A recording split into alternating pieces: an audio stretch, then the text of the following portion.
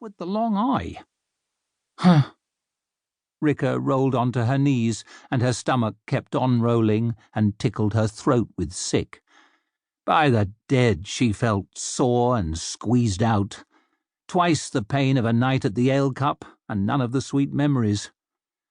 Doesn't feel like much of a blessing to me, she muttered, once she'd risked a little burp and fought her guts to a draw.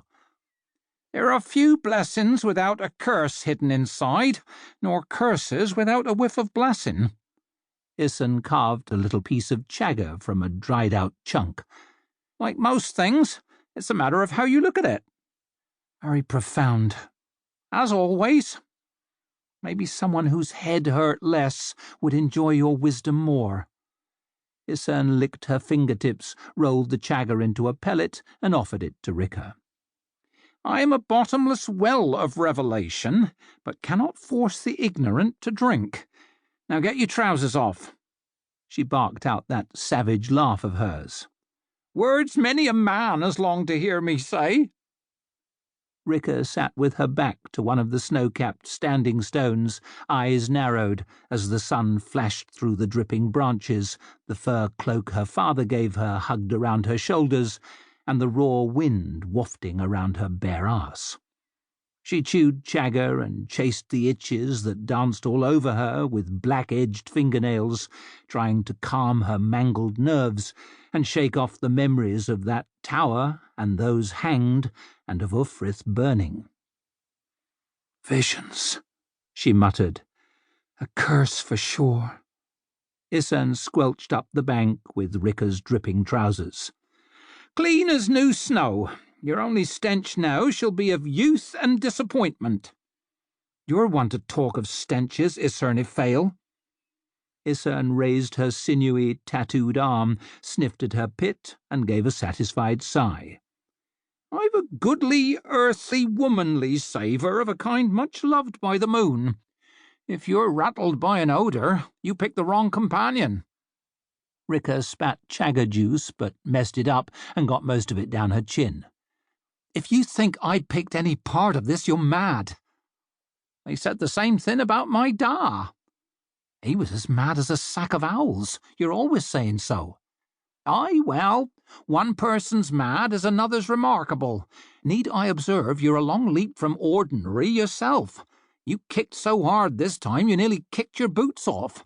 Might have to rope you in future. Make sure you don't crack your nut and end up a drooler, like my brother Brait. At least he can keep his shit in, mind you. My thanks for that. No bother.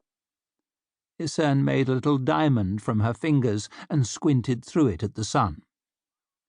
Past time we were on our way. High deeds are being done today, or maybe low ones. And she dropped the trousers in Rika's lap. Best dress yourself. What? Wet? They'll chafe. Chafe? Isern snorted. That's the limit of your worries. My head still aches so bad I can feel it in my teeth. Rika wanted to shout, but knew it had hurt too much, so she had to whine it soft instead. I need no more small discomforts. Life is small discomforts, girl. They're how you know you are alive. And Isern hacked that laugh out again, slapped happily at Rika's shoulder, and sent her stumbling sideways. You can walk with your plump white ass hanging out if that's your pleasure, but you'll be walking one way or the other. A curse, grumbled Rika as she wriggled into her clammy trousers. Definitely a curse. So, you really think I've got the long eye? Isern strode on through the woods with that loping gait that, however fast Rika walked, always left her an uncomfortable half-step behind. You really think I'd be pissing my efforts away on you otherwise? Rika sighed. Guess not. Just, in the songs, it's a thing witches and magi and deep wise folk use to see into the fog of what comes. Not a thing that makes idiots fall down and shit themselves. In case you never noticed, bards have a habit of dressing things up. There is a fine living, you see, in songs about deep wise witches.